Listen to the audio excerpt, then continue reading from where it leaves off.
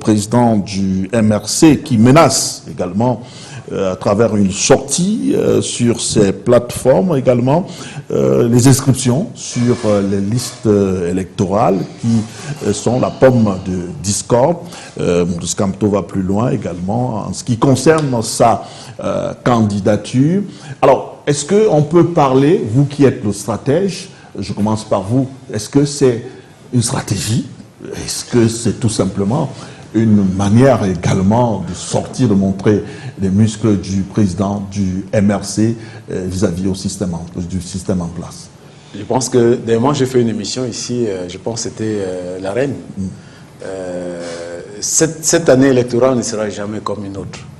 En 2025, ça ne sera jamais comme une autre. Nous aurons une année électorale qu'on n'a jamais connue dans ce pays, que très peu de pays africains vont connaître, parce que les enjeux sont énormes. Vous voyez bien qu'il y a énormément de jeux de damier. Chaque parti pousse son pion et l'autre pousse, et c'est comme ça que ça avance depuis pratiquement 2 ans. Parce que le terrain est tellement serré et toutes les équipes jouent avec un jeu qui n'est pas facile à dénicher.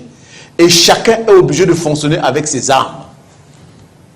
Et on ne peut pas dire à une partie de ne pas utiliser des armes qui sont à sa portée.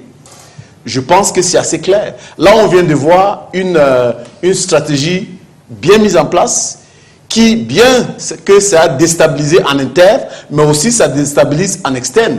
Ça permet quand même au RDPC de prendre un peu la main avec les différentes nominations qui viennent de se passer. C'est pour calmer et perturber les adversaires. Là, le MSC est obligé de prendre ces décisions-là.